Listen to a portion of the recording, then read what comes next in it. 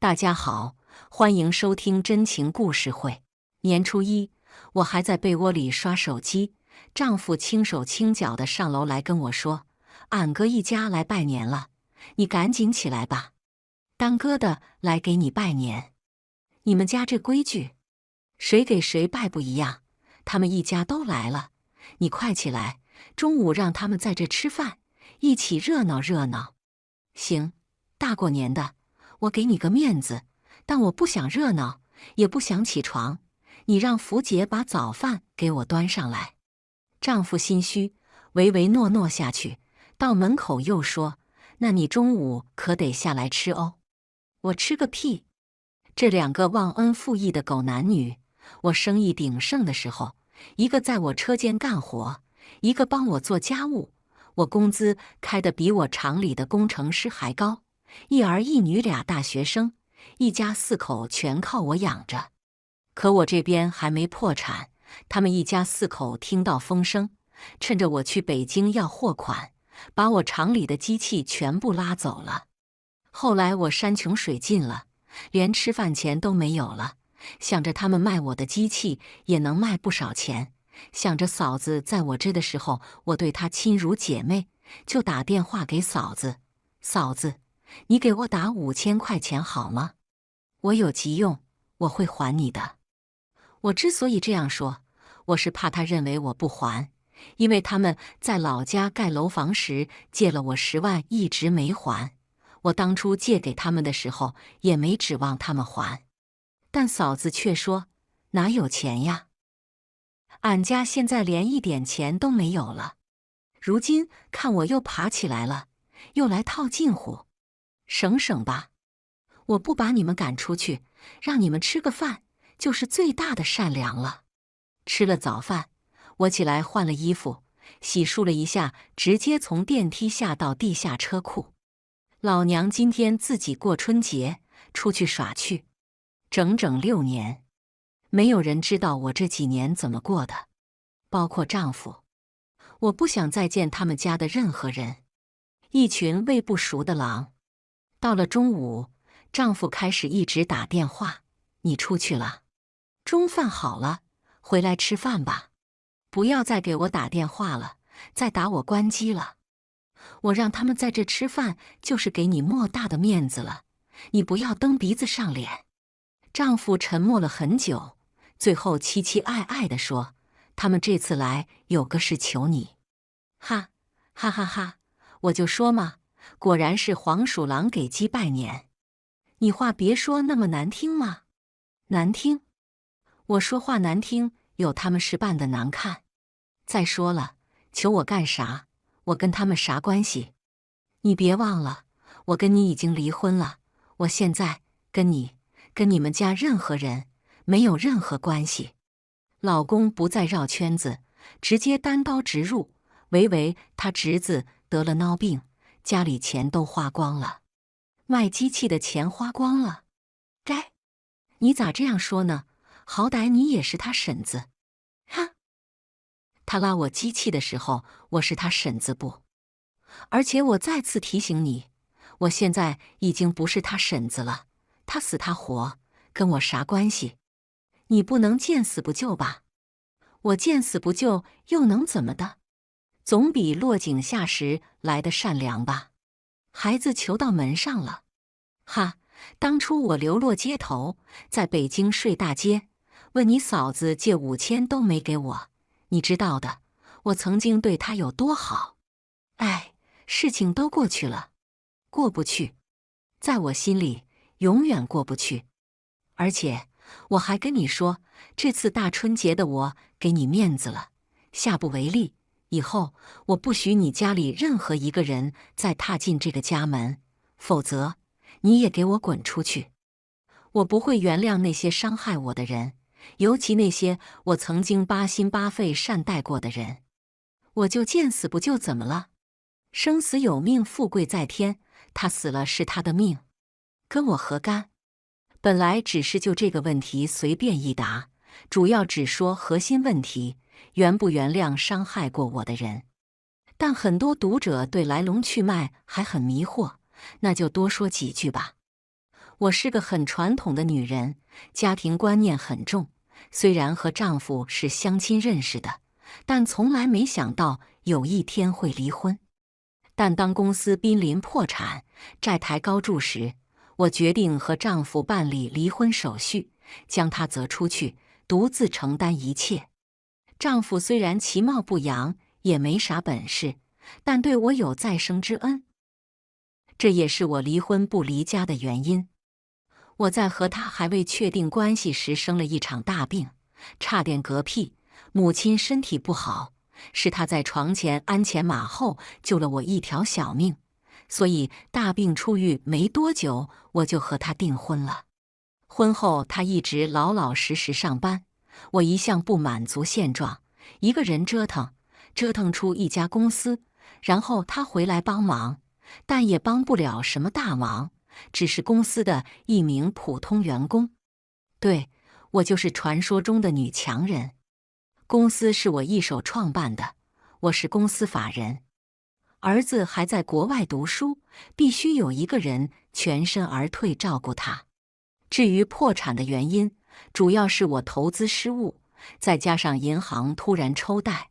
我虽然竭尽全力救场，甚至动用了信用卡和各种小贷，但终是杯水车薪，回天无力。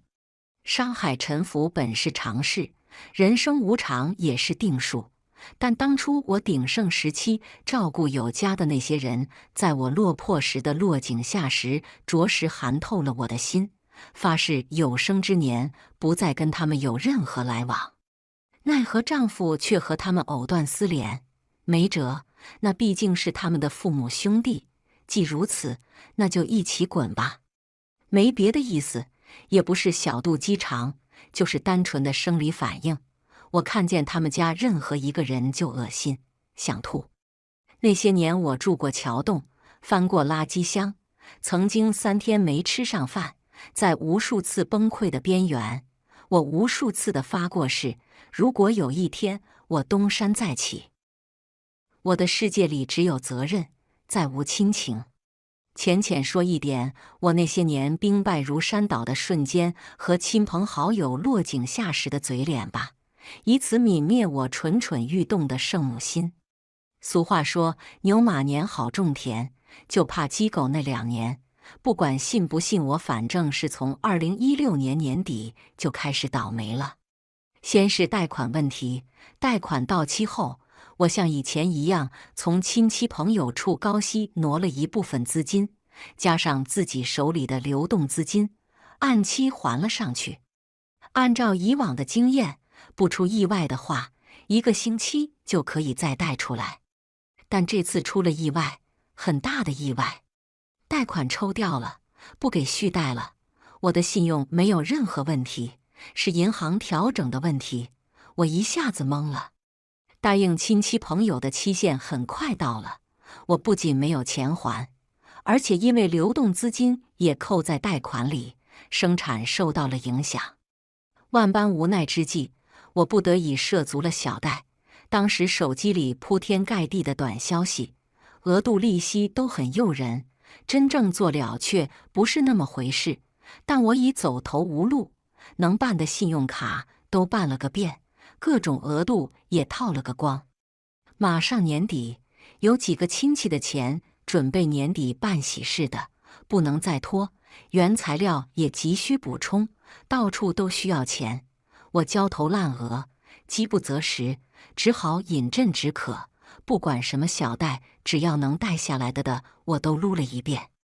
2017年元旦，我好不容易从一个客户处苦苦哀求结了一笔货款，给了2万现金和1张20万的承兑汇票，磨到快吃中饭才拿到，口干舌燥，出来把车停在一超市门口，想买瓶水喝。当时拿着手机，锁上车就走了，就买了瓶水。前后不到10分钟，出来副驾驶的玻璃被砸了，手提包和放在置物箱里的现金悉数被盗。当时街上因为是节日，人流量很大，很多人看到一个戴头盔开摩托的男子用锤子砸碎了玻璃，拎走了包。报了警。我急切地问警察叔叔：“大概啥时候能破案呢？”警察叔叔头也不抬地说：“破了又怎样？你的钱也被花了，东西也被扔了。整天宣传包不要放车里，就是不听。好吧，都是我的错。汇票去银行挂失，一系列的手续，没有几个月，估计钱都回不来。人要倒霉，喝口凉水都塞牙。这成了压死我的最后一根稻草。好不容易撑到过了年，一切都是风雨欲来。一些亲戚已经在说不好听的话了。以前转贷用个10天20天的，挣个几千块利息，觉得挺好。现在看本钱迟迟都拿不回来，都翻脸了。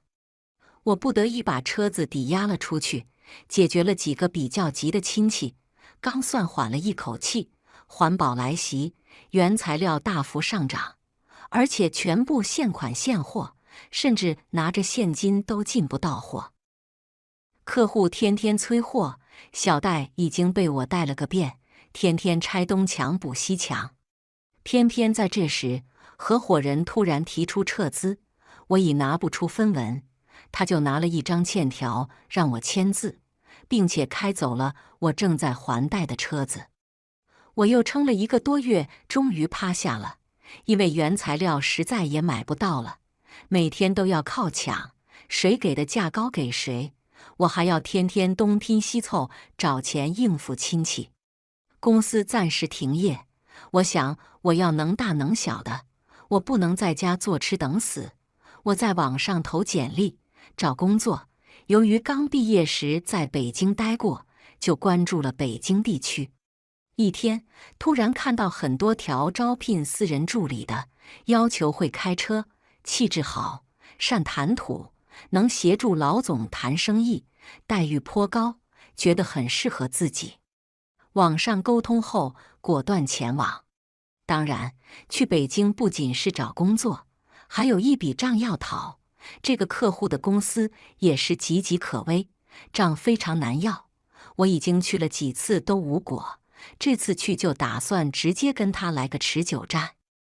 我风尘仆仆地赶到北京，按照网上跟我沟通的客服说的路线，倒了好几趟地铁，总算找到了地方。大红门附近，一个胖胖的中年妇女接待了我，简单的沟通后，让我出示了身份证、驾驶证等证件，然后跟雇主见面。一个脑满肠肥、脖子上挂着金链子的老头子，简单的问了一下我的基本情况，表示满意，说工资不是问题，剩下的问题中介跟我谈。我脑子有点转不过来弯，工资不是问题，那还有什么问题？中年妇女说，老头对我的容貌不满意，我需要去整容。我擦，这又不是真空姐，我找个类似于保姆的工作还得整容。再说了，我自认为虽谈不上花容月貌，但也还算眉清目秀，不至于丑到需要整容的地步吧？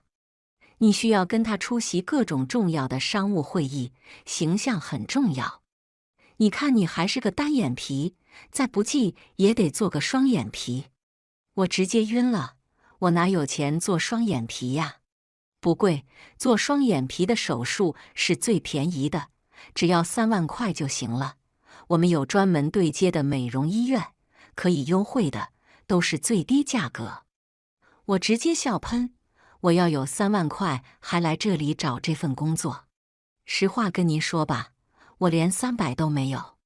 没关系，我们可以帮你做美容贷款呢，我们也有专门对接的贷款公司。他说着，从桌上一大摞文件中抽出一本，放到我面前。利息不高，时间弹性，等整好了容，你就可以去上班了。你要是机灵点，表现好点，1个月的工资就还上了。我拿起来瞄了一眼，是我带过的公司，具体名字就不说了，反正在那个时候我还没还清呢。我当时心里转了好几个圈，奶奶的，我的信用已经烂透了。你要是能帮我贷下来款，还真是奇迹了。但转念一想，贷下来又怎样？又到不了我手里。这其实就是他自说自话，贷款也是他，美容院也是他，我啥都没干，又欠他3万，我这又掉进一个坑。不好意思，我从来不贷任何贷款。算了，既然如此，那我走了。我起身欲走，中年妇女赶紧拉住我：“别呀，既然来了，我这还有要求低的呢，要不你再看看。”我还有一位客户呀，是国外的，在国内做生意的。他对容貌要求不高，但对工作范围要求高。工作范围，我立马想到了做饭、搞卫生之类的。扩大范围也无非就是从工作扩大到生活。可我厨艺不好呀，我不太会做饭，但我可以学。但如果他要求太高的话，我怕难以胜任。不需要你做饭，他家里有专门做饭的保姆，不是这个问题。那是什么问题？中年妇女一本正经地说：“这个工作的性质你了解了吗？”了解了呀，不就是帮他开车、订机票，陪他出席一些商务会议吗？不，如果雇主需要，你要能接受夫妻生活。我一下子又转不过来弯了。等转过来之后，我气急败坏地指着那个脸胖得像个又肥又大的屁股似的女人叫道：“网上你们不是这样说的，你这不是拉皮条吗？”胖女人不屑地看着我：“叫什么呀？爱干不干？后面好多人排队呢，你以为不陪睡能开这么高的薪水？”我涨红了脸，咬牙切齿地挤出一句：“无耻！”说完，拉起皮箱风一样逃出这所大楼。我又去了那个客户的公司，这次直接人去楼空，打电话，电话关机。我有点怀疑他跟我一样也去亡命天涯了。我漫无目的地走在北京的街头，忍住眼里的泪水，看着熙熙攘攘的人群，突然想起了那句话：没有比走在人群中更孤独的了。那个时候，我身上只有不到200块钱了，连住宾馆都不够。我仔细盘算了一下，觉得短时间内不见得能找到工作，先想办法借点钱安顿下来，再慢慢找工作。但我绞尽脑汁想不到还可以借钱的人，最后把电话打给了我老公的嫂子。她一直在我家帮我料理家务，我一直把她当亲姐妹看待。除了每月不菲的薪资，还另外包吃包住包穿。现在树倒猢狲散，他去了别人家当保姆，但念在往日的情分上，借个几千应个急应该没问题吧？我刚打通电话，还没开口，嫂子就说：“正好你来电话了，也省得我打给你了，跟你说声，我把你厂里机器拉2台卖了，反正你也不干了。”我大吃一惊：“嫂子，你干嘛要卖我机器呀？你不是还欠我们俩的工资吗？我也不多卖，卖够俺工资就行。”嫂子，我才欠你们不到3万的工资，你就卖我的机器？反正不卖别人也得卖，厂里天天有人来要账，你欠人家的货款，欠工人的工资你不给人家，人家能拉倒？我不少他们的。我不少任何人1分钱，你们都给我卖了，我回去怎么办？那是花大价钱买的机器，你们只能当废铁卖，根本卖不了几个钱。你们是不是疯了呀？我有点歇斯底里。哟，你跟我吼什么呀？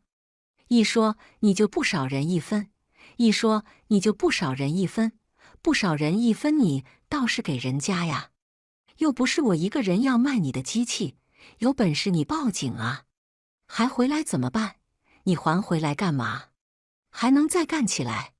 别想了，算了，不跟你说了，我得看看哪台机器大，先下手为强，后下手遭殃。我不管别人，我只说你，我是欠你点工资，可你家盖楼房时，我给你10万，到现在我也没问你要吧？我这就欠了你几天的工资，你就拉我机器？哟，猴年马月的事了，还提那10万块？那不是你自己说的不要了？咋的？拉出来的屎还坐回去？这么大的老板说话不算数？算了算了，算数你也到不了今天这步田地。电话被挂断，我无助地蹲在北京的路边，放声大哭。行人从我身边走过，没有一个人驻足，甚至都没有人看我一眼。他们司空见惯了吧？这年头，在车水马龙的大街上哭到崩溃，不止我一人吧？哭到华灯初上，我坐在一家肯德基店里，要了一杯奶茶，打算在这里做到打烊，因为我口袋里的钱住不起北京的旅馆。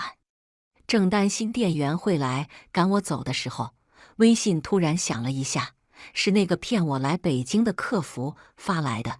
姐，我不是故意骗你的，我们都有任务有纪律，不能这样说，但我也觉得很对不起你。你要不愿意做这个，我有一个招家政的中介，你找他试试有合适你的没？我像溺水的人抓住了一棵救命稻草，立刻加了他发来的名片。家政、保姆，应该不会有什么猫腻吧？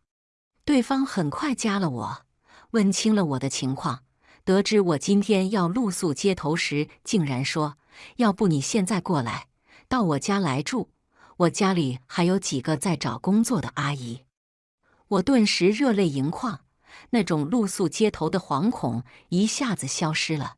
我立刻拉起皮箱，按照他说的路线去赶地铁，终于在夜里11点多赶到了他住的小区。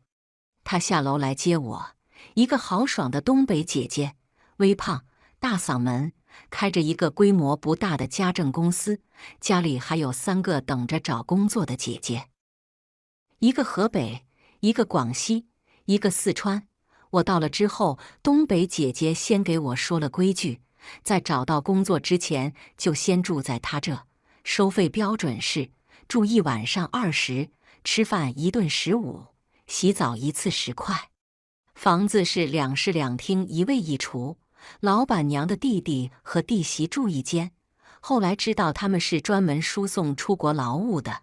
另外一间那3个姐姐住，老板娘睡在客厅间办公室的沙发上，给我一个充气床垫，睡在地上。当我洗完澡躺在充气床垫上的时候，感到幸福极了，心里对这个东北姐姐充满了感激，起码我没有露宿在陌生的北京街头。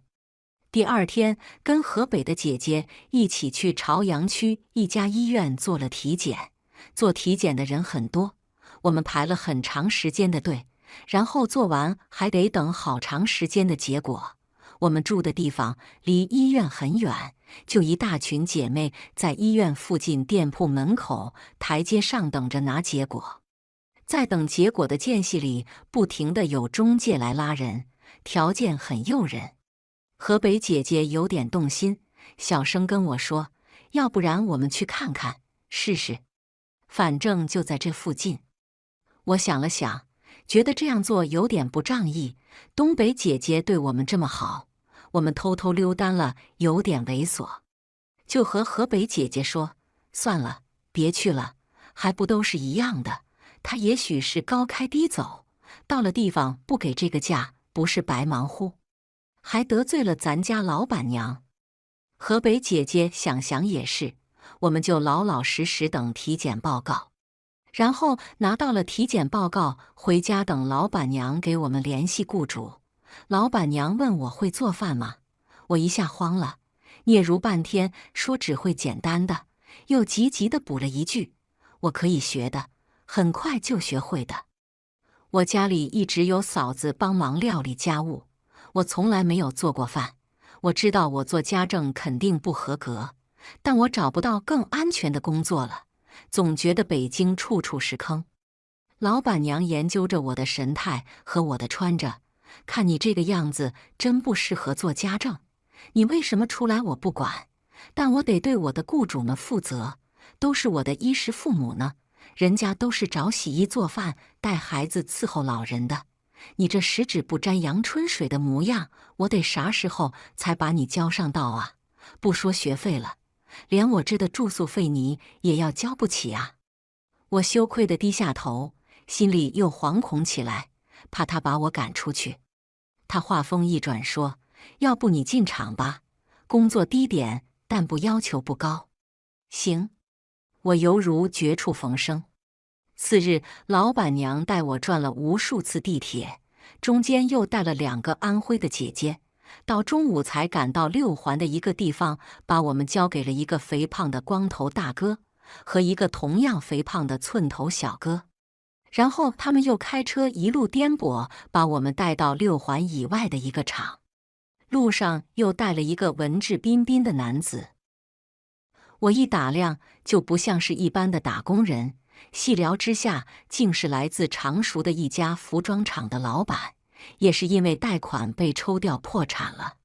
那个时候好像是对不利于环保的企业一律停贷，他做的水洗牛仔，我做的塑料再生。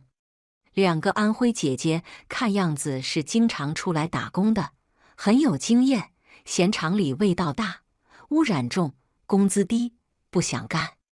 这让光头哥很光火，毕竟这么远送来不干太亏了，但人家不干也没办法，而且人家明显的老江湖，不吃他这一套，直接坐回车子里不下来了。他只好对着我和常熟的老板撒气，吼着问我们干不干，干的话赶紧交中介费，不干滚蛋。常熟老板赶紧掏出600中介费给他，跟着寸头小哥去办入职手续了。我不知道还要这么多中介费，一时有点尴尬，手里的钱全给他也都不够不说，都给他我怎么生活呀？我坐在车子里跟他商量，想等发工资再补给他。话还没说完，他便骂了起来：“骗鬼呀！干不到1个月你就跑了，我问谁要去？交钱就干，不交钱赶紧给我滚下车！”我一时气结，曾几何时受过这个鸟气，立刻拖过箱子跳下车出了厂门。我拖箱子的时候，2个安徽姐姐拉住我，低声说：“妹妹，别理他，让他送你回去，这都6环外呢，你自己怎么回去啊？在外面讨生活，别赌气。”但我还是咽不下这个话，执意跳下了车。站在尘土飞扬的马路上，我不知往哪里走，看看左边貌似有个小镇，便拖着箱子往左边走去。看着挺近，但走的2条腿都快断了才到。刚进小镇，就看见路边巷子里有家小宾馆，立马扑进去找了一间最便宜的，40块一夜，没有卫生间。第2天起来，在周围转悠，看看能找到合适的工作不。一根电线杆上贴着小广告：招家政、开荒、保洁，工资日结。赶紧记下号码打过去。一个小伙子接的电话，说如果我愿意干，他可以过来接我。我站在小旅馆门口等他，一个胖乎乎的山西小伙子，面相敦厚，感觉很可信。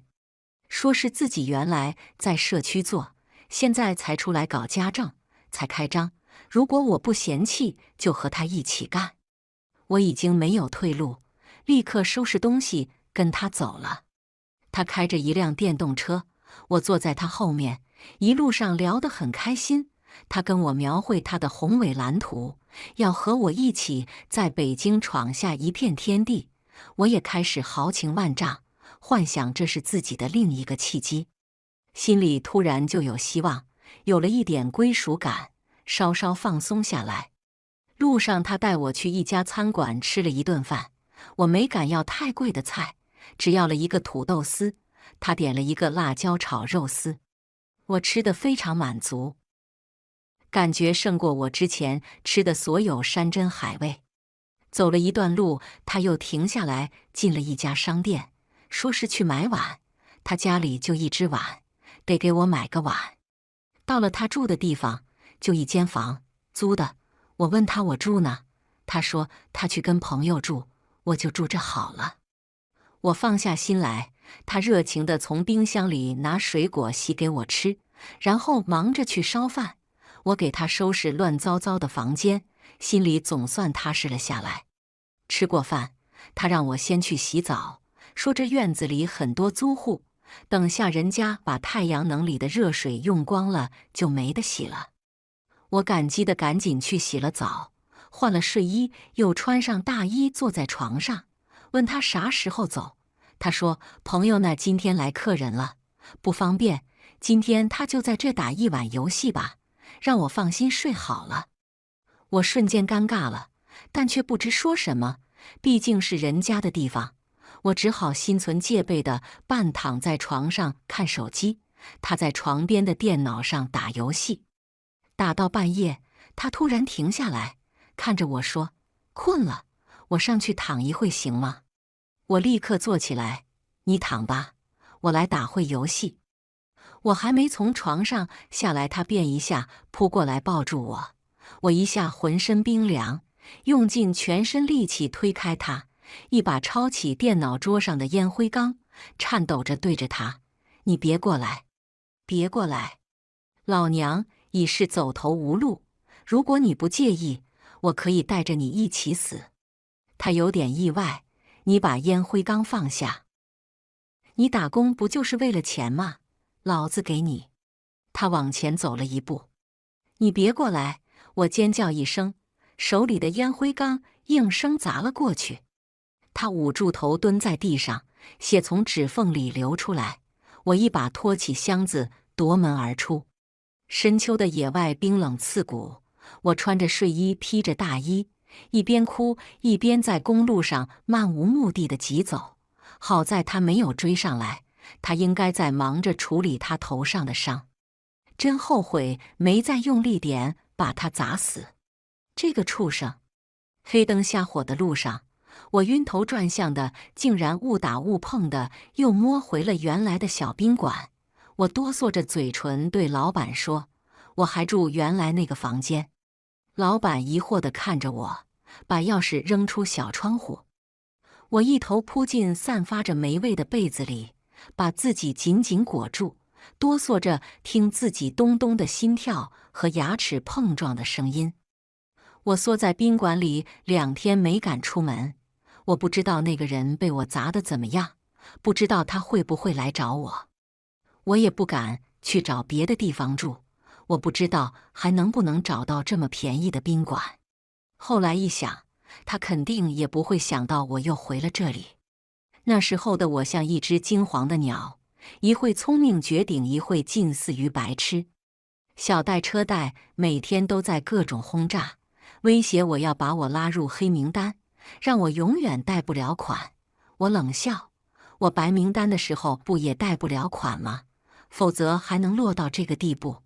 你黑好了，爱怎么黑怎么黑，反正本钱我都还得差不多了。你去法院告我，按银行利息算也不差你们的了。这是北京边上的一个镇子，好像叫油房镇。过了几天，我觉得那个畜生不会来找我，一切都过去了的时候，我开始每天在周边转悠，但找不到一个合适的工作。有的要我，我干不了；有的我能干，又不要我。我第一次感觉找个工作这么难，第一次觉得生存这么难。我终于1分钱都没有了。我躺在屋里3天没出门，第一饿得没力气，出去也没钱买吃的；第二出去必打老板门前过，我怕老板问我要房钱。但不是你不出去就可以一直赖着不给钱的。第3天，老板来敲门了，我有气无力的应：“不好意思啊，我明天出去给你房费。”“房费没事，我就是来看看你，你没事吧？”我瞬间破防。这是我这么多天来第一次听到有关怀性质的话，来自一个陌生人。那是一个和蔼的老人，每次我出去都会在窗户后面对我含笑点一下头。中午他又来敲了门，给我端来一碗热腾腾的面。他说：“没事啊，孩子，踏踏实实住，没吃的跟大爷一起吃。他说，经常有出来打工的孩子找不到工作，在他这里住着住着就没钱交房费了，也没钱吃饭了，他就免费给他们住，并管他们吃。他说，大家活着都不容易，能帮一把就帮一把，他也没太大的能力，只能解个燃眉之急。他说，我哭，一碗面就着半碗泪水吃了下去。我想了一圈，还是只能想到嫂子。也就是这个时候，我开口问他借钱，想着他们卖我的机器也能卖不少钱，想着嫂子在我这的时候，我对她亲如姐妹，就又打电话给嫂子：嫂子，你给我打5000块钱好吗？我有急用，我会还你的。我哪有钱？俺家现在连一点钱都没有。我本来想说，你不是把我机器卖了吗？钱呢？我本来想说，要不少给我点也行，哪怕1000，哪怕500也行。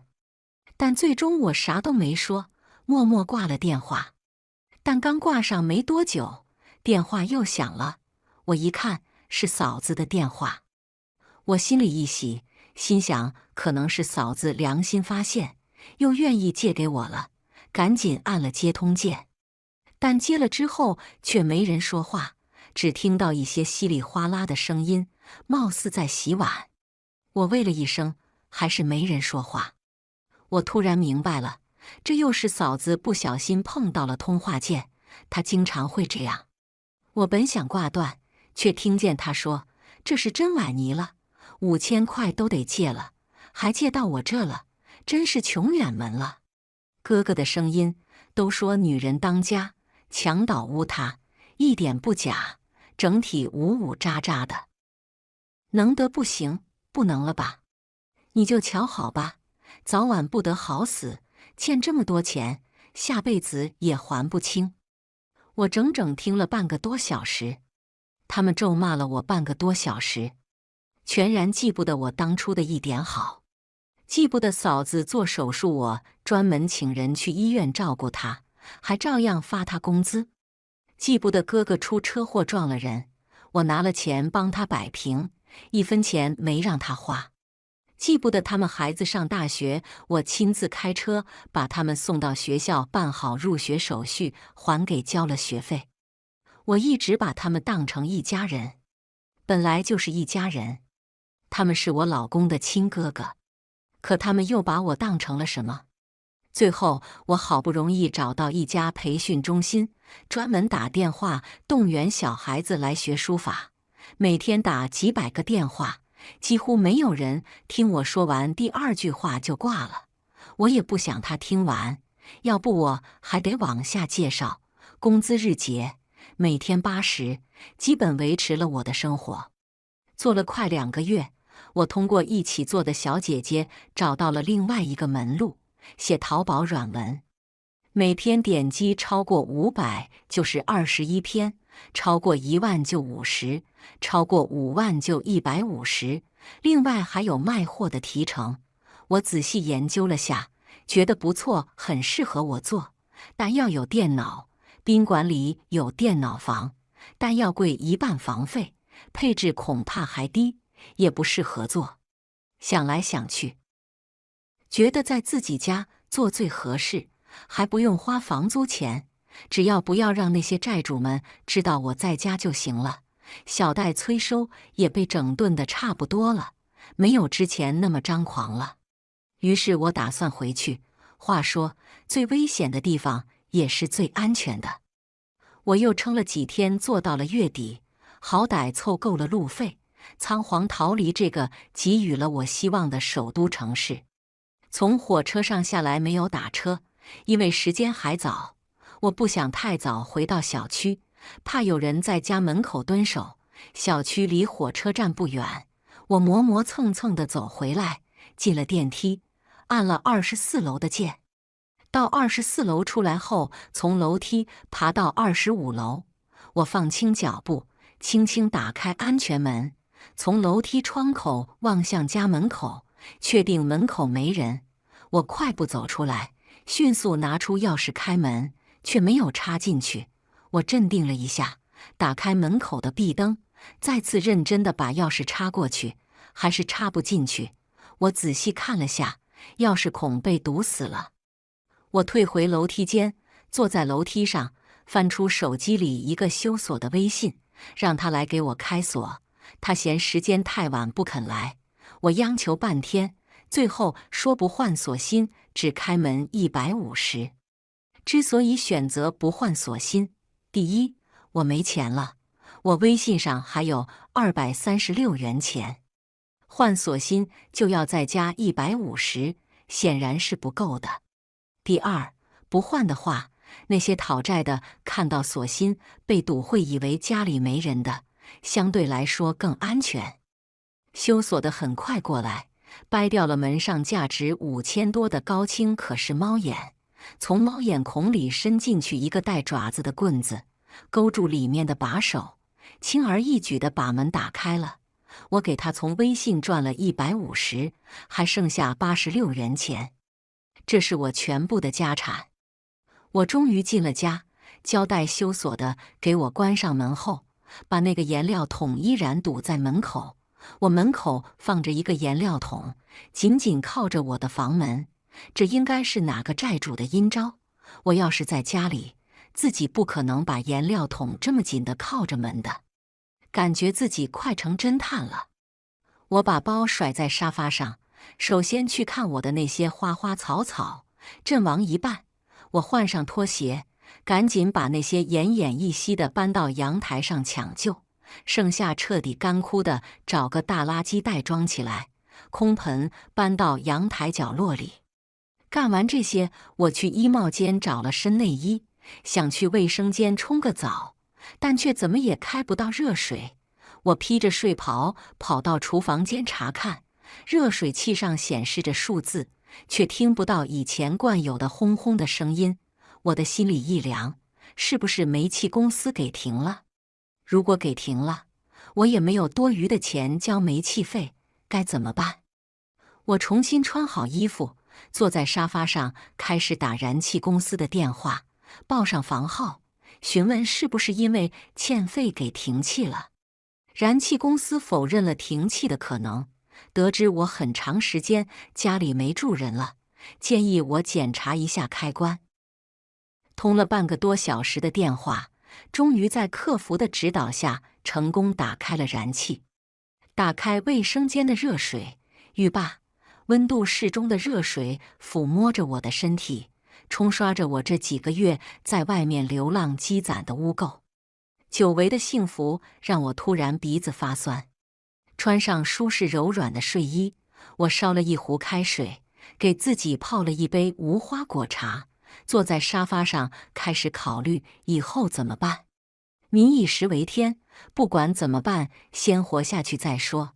我跑到厨房里翻箱倒柜一阵折腾，清理出来一堆库存的食品：半小袋面粉，一把粉丝，一小碗小米，一包干菜，一包花生米，半包虾米，半盒玉米片，一盒发霉的黑豆，一盒无花果茶，一碗猪油，几个大蒜头，一袋干的红辣椒。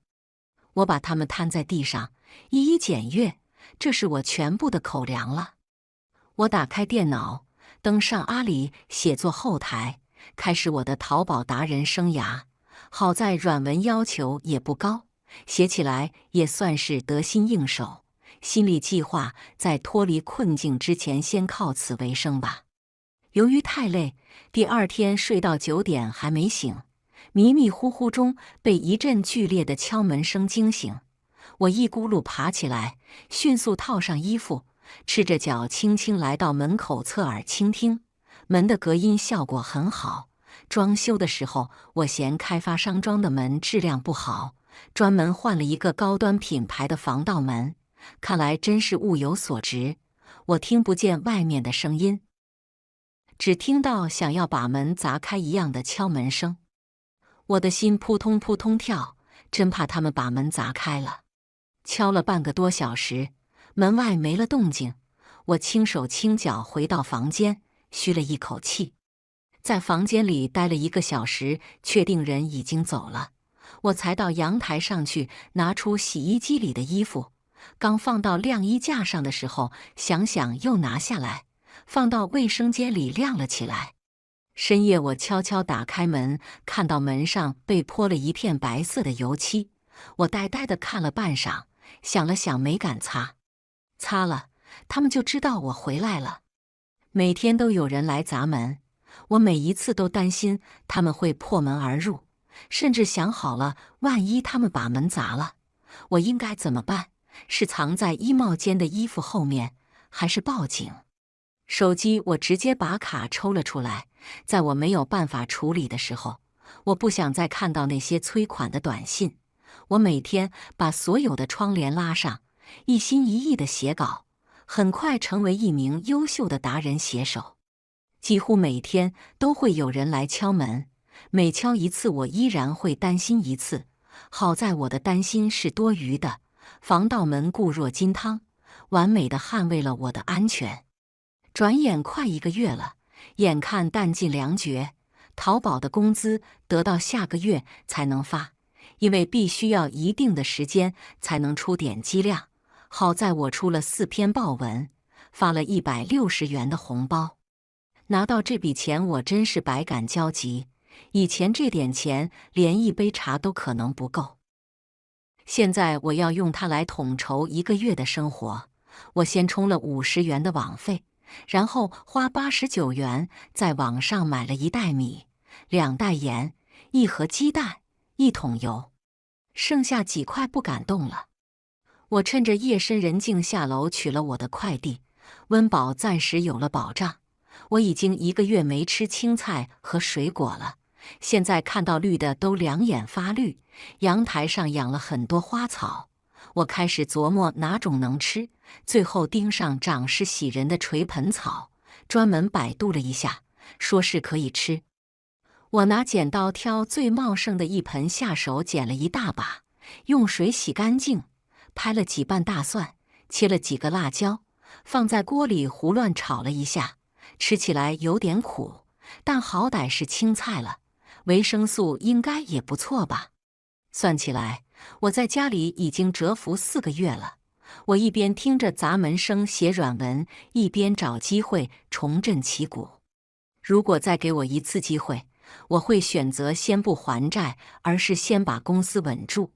我受不了别人说不好听的话，有点钱就赶紧还人家，结果把自己逼得更死。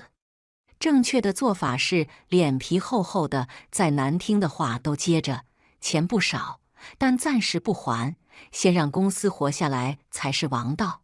现在照这个思路走还不晚。要面子的死得快，不要脸才能成功。怕黑就开灯，饿了就吃草。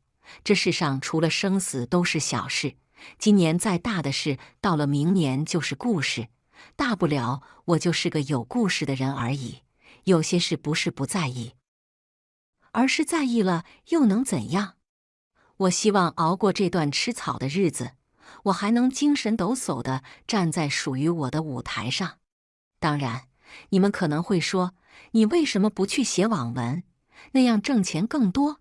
说来羞愧，我还没有那样的文笔。这篇文章是这个号主老师根据我的口述整理出来的，而写软文就简单多了。根据商家提供的产品去搜其功能属性，然后各种拼接揉洗，而且一篇300字就行了。我刚开始做的时候，老师的第1堂培训课就是教你如何搜如何洗。我卧薪尝胆近1年，终于抓住了一个机会，绝地反弹。这个机会还是淘宝一个金主给我的。疫情期间，大家都去做口罩，但其实睡袋也成了热销品。而我之前一直在为这个金主写睡袋软文。我的最终目的当然不是写一辈子软文。在睡袋供不应求的那段日子里，我给金主提了不少建设性的建议，最后在他的扶持下，我自己开起了一家睡袋厂。你们可能会说，你哪来的钱开睡袋厂？金主投资了一部分，而且刚开始我只备了几台缝纫机，去大厂拿半成品来加工，然后慢慢一样一样上设备。凭着我一贯的吃苦耐劳，我又站起来了。可他们又来了，又来套近乎了。可是综上所述，我为什么要借钱救他？我大不了是见死不救，可他咒我不得好死。不好意思，如果我原谅了伤害我的人，我就原谅不了我自己。至于丈夫，只要他能跟他的父母兄弟划清界限，我仍然让他住在这个家里。我想让大家看看，在经历过这么多磨难后，我的丈夫还是我的丈夫，孩子还是我的孩子，家还是原来那个家。这是我最后的倔强。